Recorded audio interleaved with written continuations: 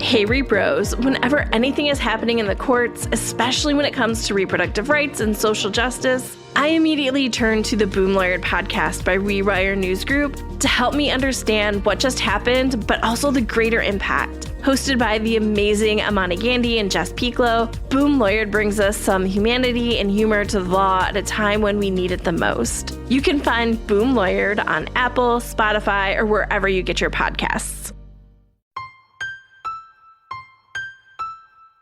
Welcome to Repros Fight Back, a podcast on all things related to sexual and reproductive health rights and justice.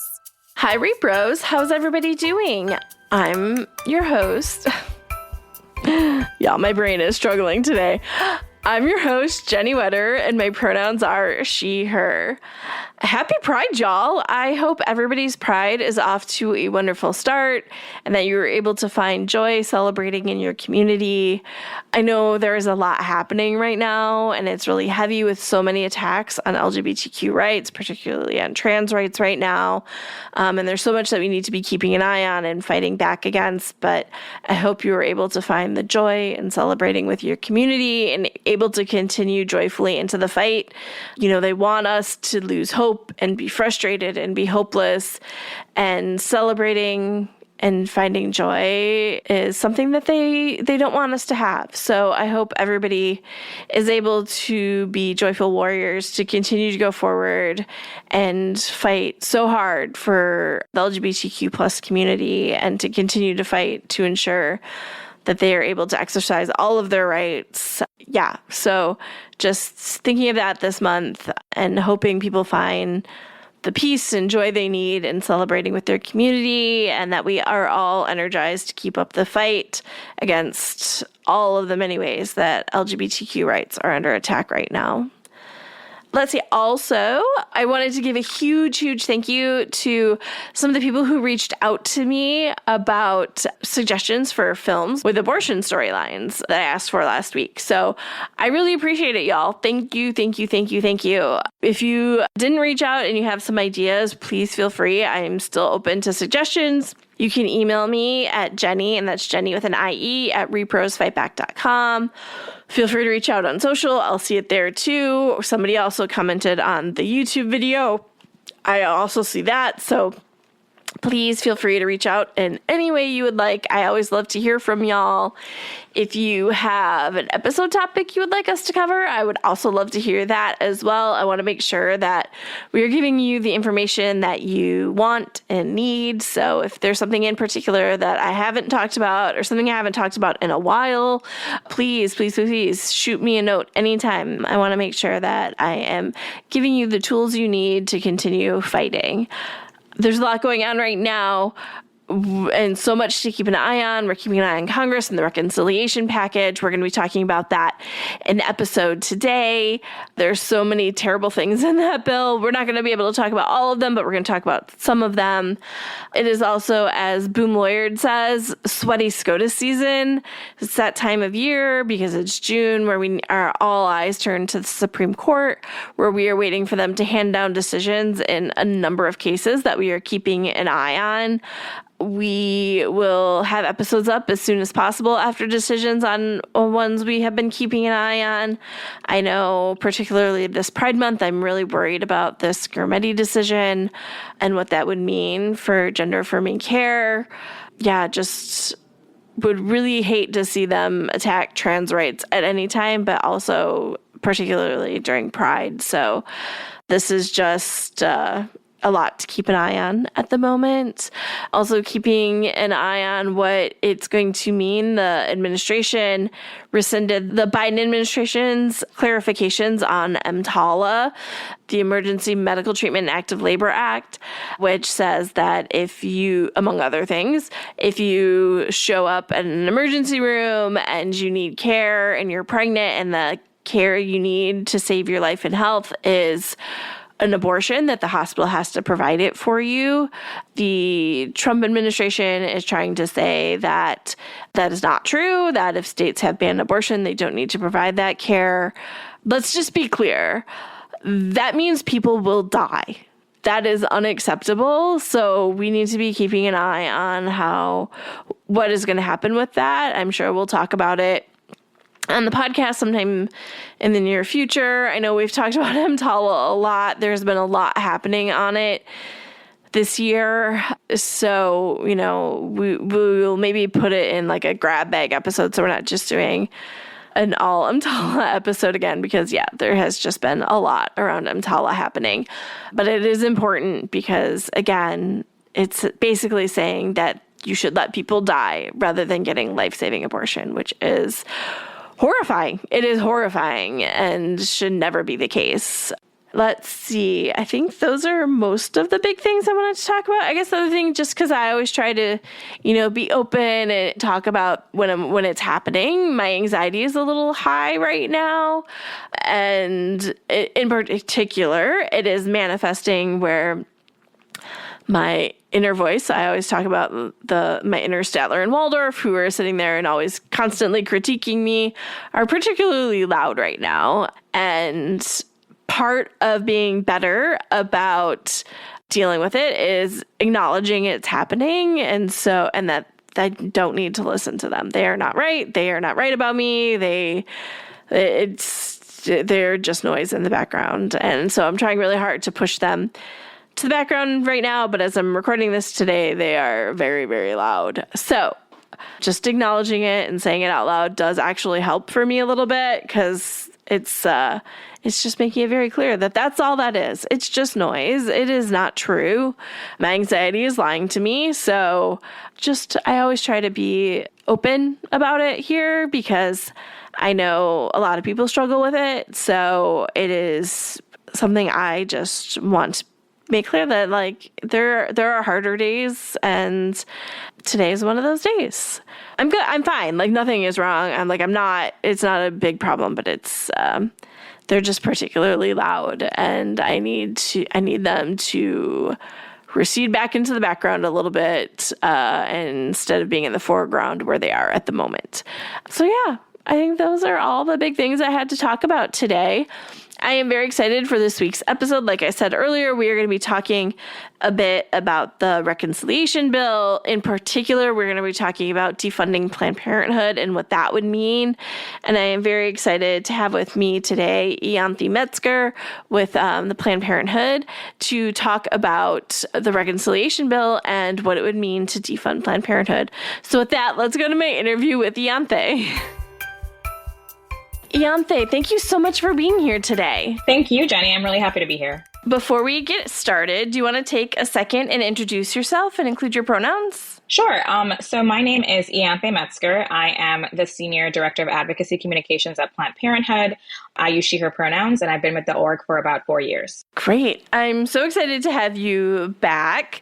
There is a lot going on, but I feel like a lot of it is centered around this big bill that is working through in the Senate right now. Mm-hmm. And I always feel like I am dumber when I say the name, but it's called the Big Beautiful Bill. It hurts my soul to say it. Yes.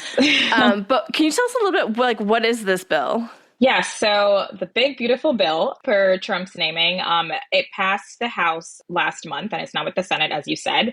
And it is a reconciliation bill that they are trying to pass with a simple majority in both chambers, and it is jam-packed with a bunch of cruel provisions in it.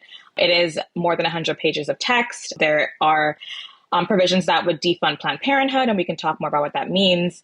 Also, just to rip away people's health insurance, to undermine access to abortion and gender-affirming care nationwide.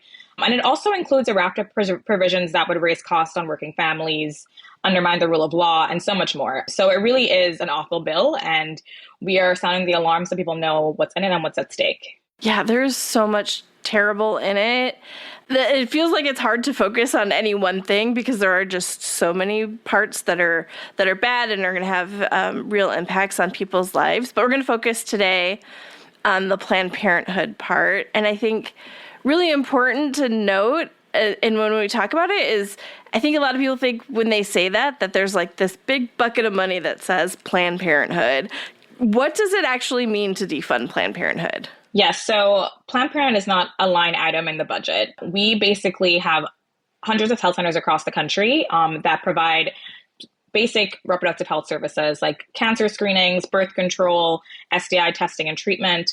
And we have many patients that are on Medicaid, and we are reimbursed for those services through the government Medicaid program. So defunding Planned Parenthood would mean cutting us out of that program, which would mean us not being able to provide those services to our patients, and in many cases, being forced to shut down. If this bill passes, we did a new analysis that found that nearly 200 of our health centers across the country would have to close, or 1.1 million people who come to us would be forced to find somewhere else for care. So it would be really, really devastating. Yeah, I think it's so important for people to understand what an important role Planned Parenthood plays, particularly for people on Medicaid for accessing reproductive health care, and often their only point of contact with the healthcare system. Could you maybe explain that a little bit? Because I think people maybe don't have quite the full picture on what that means. Yeah, so Planned Parenthood health centers are 64% of them are in areas that are medically underserved or rural and just don't have another medical provider. So if we are kicked out of Medicaid, if we are forced to shut down, people would have literally nowhere to go. And to your point, it is the first point of entry for many people, to get birth control, and then they get a wellness exam at the same time. So it's the first time they're seeing a doctor, or the only time they're seeing a doctor. So it would be really, really detrimental to communities across the country. And another thing that we are really trying to make a really salient point here is that, if these health centers are forced to shut down, that doesn't mean that only STI testing, cancer screenings, and all those important things are being taken away. That also means that that's less clinics that can provide abortion. So they're also eliminating abortion with this bill. And we've been calling it a backdoor abortion ban. We've been also sounding the alarm that in areas where we would be forced to close, most of them, 90% of those clinics would be in states where abortion is already protected. So it really would cut access across the board for all services, including abortion. And that is the goal. That is the intent of the bill. And it's really dangerous. So I think it's really also important to note the important role Planned Parenthood plays, and that they would create a big gap in the system if they were not able to see Medicaid patients. One, not all providers see patients with Medicaid. There's often low reimbursement rates, so not all doctors take Medicaid patients. And that's a really important role that Planned Parenthood fills, because they do see patients with Medicaid. Mm-hmm. And Planned Parenthood is an expert in sexual and reproductive health services. This is what they do. They are able to see more patients and have more family planning appointments. They provide a complete range of family planning options that not all local doctors may have. They may not have the expertise in IUD insertion or other things that Planned Parenthood has, because this is what they do all day, every day. So if Planned Parenthood is no longer able to see Medicaid patients, there is going to be a really big gap that may not be able to be absorbed, right?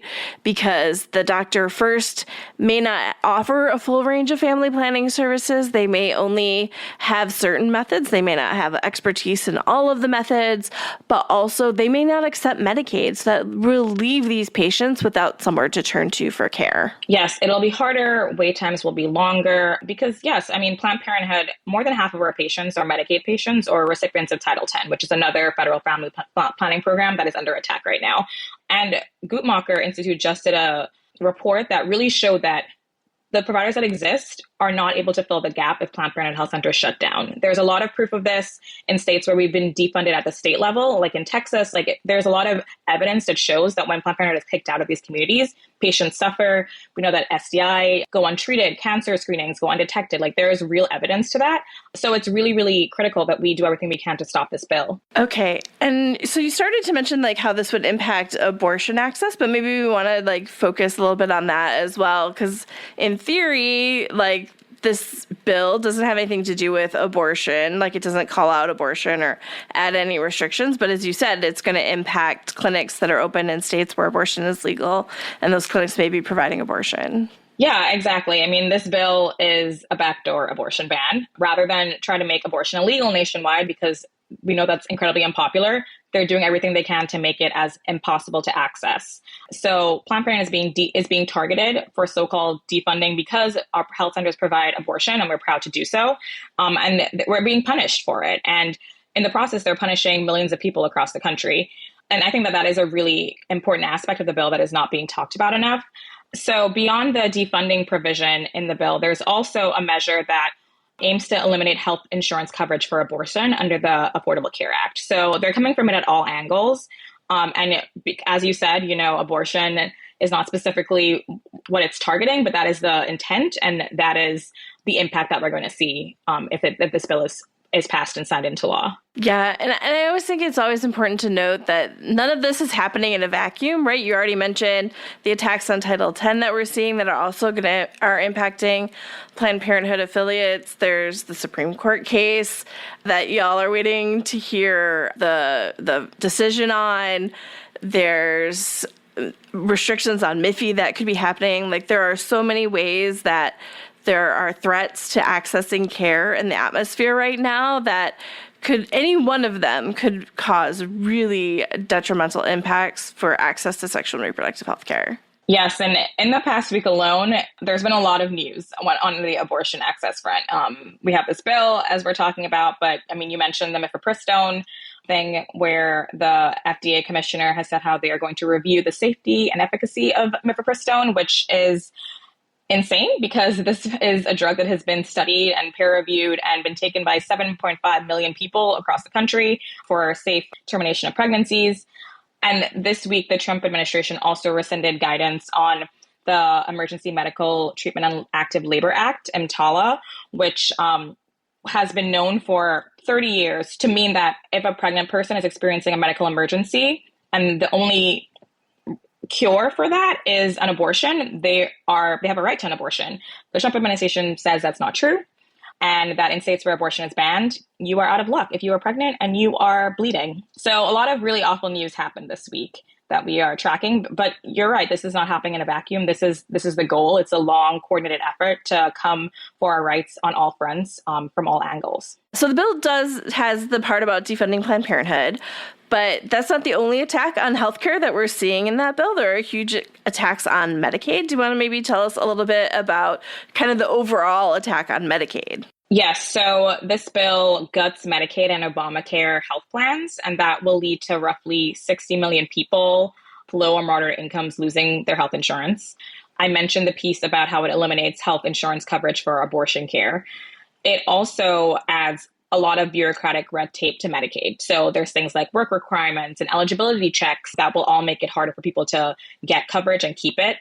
It charges people with Medicaid more out-of-pocket money to see a doctor or pick up a prescription. And it also ends the incentives for states to expand Medicaid and blows up state budgets by limiting the state's ability to use provider taxes to fund their portions of Medicaid care. So it's just across the board very awful, which is why, at Planned Parenthood, of course, we want the defund provision to be taken out, but, we want the bill to be dead like that, because it's so harmful. And as I've also already said, so many of our patients are on Medicaid, and this is going to really, really impact their ability to get care from us or from any provider. I think there's one of those things that is so insidious about some of these things is there are things that on their face may sound reasonable if you don't go below the inch of the surface, right? Where you hear about the work requirements, right? You're oh yeah, that makes sense. People need to work to get health insurance. Of course, you can't just be lazy whatevers, back to the racist, welfare queen stuff. Mm-hmm. So I think that people have a lot of that image and but when you actually look at work requirements and what they do, it is so much more harmful than that. Yeah, there's this idea that people who support this bill are trying to push about 30-year-old living in his parents' basement, playing video games all day on Medicaid and how he needs to get a job. But, there's been research that shows that the people who are impacted is a single mother of two kids who's trying to get by. Those are the people who are impacted when you add these restrictions. And so we really need to do a lot of debunking of who the Medicaid patient is, because for some reason that really insidious wrong narrative has really persisted, and it's just not true. Yeah, there is just something about the messaging with so many of these. We see it with abortion and all of these things, or even with gender-affirming care and stuff, where you get this top-level narrative that if you don't question it, feels like it makes sense, but when you dig in, you're no, wait, this is actually just trying to ban care or whatever instead of trying to help people. Yeah, no, 100%. I feel like, and they don't want us to question it. They just want us to take everything at face value, to ignore our lived experiences, ignore the people that we know, and just assume that what they're doing is in our best interest. But we know that's not the case. We know that bills like this are really cutting health services for people with low incomes just to give tax cuts for the ultra wealthy. And that is really who they're looking out for, not for the average person. And that's why average people, everyday people like us, need to speak out and pay attention to what's happening. Is there anything else in the reconciliation bill that you're keeping an eye on? Yes. So we are also looking at the attacks on gender-affirming care in the bill. So it does target the health of trans people by stripping away their access to this medically necessary care. And it's for people across the board, minors, adults, like anybody. So that is awful, of course. But we know that, the trans community continues to see a spate of attacks across the board. And it also strips insurance coverage for children and families by punishing states that use Medicaid funds to cover immigrants, including folks that are in DACA, that are participating in the ACA marketplace. So again, two groups that folks like to demonize, immigrants and transgender people, they are also going to bear the brunt of harm when it comes to this bill. Yeah, when I see the stuff on gender-affirming care in this bill, it takes me back to abortion restrictions and seeing how, you said, we just want to make sure that the young people are protected and aren't being taken advantage of. And so you saw the parental consent laws and stuff with abortion, but it never stopped there, right? It went to go to attack access for everybody. And have been seeing so many trans advocates and people trying to explain to people that it was never going to stop with bans on young people. It was always going to come after access for everybody. And so this was a real clear sign to show that, they are coming to block everybody from getting gender-affirming care. Yeah, for years, anti-trans folks have used the anti-abortion playbook to push their agenda, starting with targeting young people's ability to get care. And, this provision in this bill that would ban plans from covering gender-affirming care, that is basically a Hyde Amendment for gender-affirming care. And the Hyde Amendment, as I'm sure your audience knows, prohibits the use of federal funds for abortion except in very extreme circumstances. And they're doing the same thing with gender-affirming care. So it's the same playbook, the same lies, and this is the point. They've been successful and they're going to keep trying to push it, but we have to push back. Yeah, I feel like that's one of the provisions that, unless you're following really specific reporters, particularly trans reporters, I feel like that bit has really gotten lost in the coverage. Yeah, 100%. And it's so disturbing because I feel like attacks on trans people are continuing to blow up, but when we see these tangible policy changes, they're not getting enough attention. But at the same time, people have this warped sense of the transgender community. There's polling that showed that people think that 25% of people are transgender, which is not true. They just don't understand how this community works because it's been so demonized and been so talked about in a way that is negative. But, when it comes to these actual policy issues, they're flying under the radar, as you said. Okay, so where are we at in the process right now? And I guess we should say we're recording this on Friday, June 6th, in case something weird happens before this comes out on Tuesday. Yes. So around May 21st or 22nd is when the House passed their version of this bill. So it is now with the Senate. We are hearing that the Senate is hoping to pass their own version or maybe this exact version before 4th of July. So we have about 3 weeks to really dig in and talk to our senators, our lawmakers about why this bill is harmful. There's going to be a short recess during that time around Juneteenth where folks will be back in their districts. And hopefully that's a place where, we can have constituents talk to them directly. But we have about 3 weeks if they stick to their 4th of July timeline. It seemed impossible for the House to pass it before Memorial Day, given all the infighting, but they did it. So never underestimate these folks. But that is a time that we're working with at Planned Parenthood for sure. So we saw there are really bad provisions that we would love to see come out. But I think the bigger ask is that we want it to just kill this bill, right? Yeah, this bill is awful all around. And that is our goal. We of course, our reproductive rights org are focused on those issues, but as I said, the impact on immigrants and LGBTQ communities is awful. So we're, standing in lockstep with our partners to try to get this bill rejected. I don't know if people know or remember in 2017 when there was another reconciliation bill about to be passed where they were going to defund Obamacare. There was a defund provision in there, and it was John McCain's thumbs down that killed the bill. And he didn't kill it necessarily because he supported Planned Parenthood, but he killed the bill. And we're hoping for another hallelujah moment like that to come. Yeah. But I think that we're doing everything we can to talk to the right people about the harm in many purple and red states. So there's a lot I think that we can hopefully find common ground on and work with the right people to get this bill rejected. But yeah, there's a lot that we can still do. Okay, so now that our audience is informed and knows what's in this bill and that it needs to go, how can the audience get involved in this fight? It really is about calling your elected officials, calling your senators, telling your story, making sure they understand what's at stake. If you're a person who relies on Medicaid, if you did at one point, if you have family members to do, talking about it. Medicaid is a huge program. Many Americans, millions of people will be impacted by this bill. And I'm sure many of your listeners are those people. So it really is talking about it to your friends, getting educated, calling your senators, and showing up for events. Like I said, there's going to be a recess around Juneteenth, and I'm sure that many local organizations in key states will be having events. I know that our affiliates are hoping to do so. Showing up to those and, holding your lawmakers speak to the fire. They were elected to represent us, and it's important that they know where their constituents stand on the issues. Thank you so much for being here. It was so great to talk to you about everything that is going on right now. Yeah, this was a great conversation. Thank you for having me, and I hope that people get involved and stay engaged. Okay, y'all, I hope you enjoyed my conversation with Ianthe. It was so wonderful to get to talk to her about the attacks on Planned Parenthood, but also kind of the full grab bag of terrible things that are in this bill and why it needs to be killed. It needs to go away.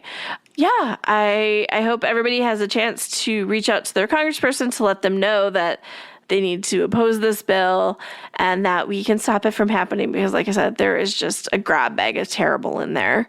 And with that, I will see everybody next week for the next in our series on abortion later in pregnancy.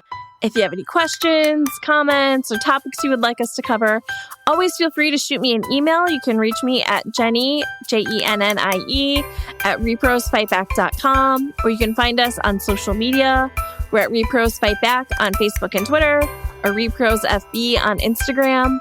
If you love our podcast and want to make sure more people find it, take the time to rate and review us on your favorite podcast platform. Or if you want to make sure to support the podcast, you can also donate on our website at reprosfightback.com. Thanks all.